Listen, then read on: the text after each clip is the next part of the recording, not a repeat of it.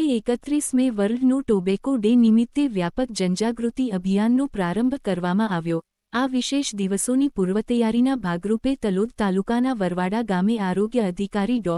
રાજ સુત્રિયા અને તાલુકા આરોગ્ય અધિકારી ડો. વિનોદ મુંઘની પ્રેરક ઉપસ્થિતિમાં વિવિધ જનજાગૃતિ કાર્યક્રમોનું આયોજન કરવામાં આવ્યું હતું।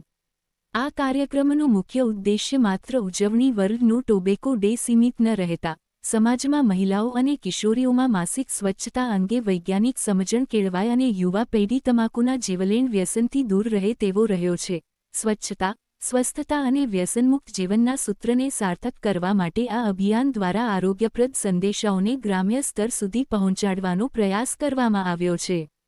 કાર્યક્રમ દરમિયાન મુખ્ય જિલ્લા આરોગ્ય અધિકારી ડો. રાજ સુતરિયાએ બાળકો સાથે સીધો સંવાદ સાધી પ્રશ્નોત્તરી કરી હતી।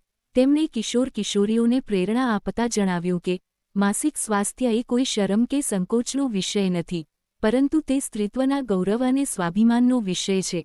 વધુમાં તેમણે ઉમેર્યું કે જો આપણા જીવનમાં સ્વચ્છતા, સ્વાસ્થ્ય અને સંસ્કારનો સમન્વય હશે તો જ કિશોરાવસ્થા ઉર્જાવાન અને તેજસ્વી બની રહેશે।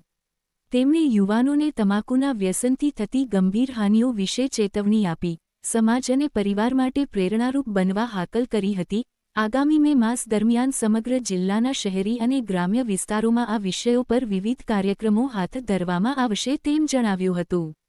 આ પ્રસંગે તલોદ તાલુકા આરોગ્ય અધિકારી અને પુસરી મેડિકલ ઓફિસરના માર્ગદર્શન હેઠળ પિયર એજ્યુકેટર અને કિશોર-કિશોરીઓ માટે શૈક્ષણિક તેમજ મનોરંજક રમતોનું આયોજન કરાયું હતું। આ રમતોના માધ્યમથી માસિક સ્વચ્છતા, રેડ ડોટ ચેલેન્જ, પોષણયુક્ત આહાર, વ્યસનમુક્તિ અને હેન્ડવોશ જેવા મહત્વના વિષયોને અત્યંત સરળ અને રસપ્રદ રીતે સમજાવવામાં આવ્યા હતા।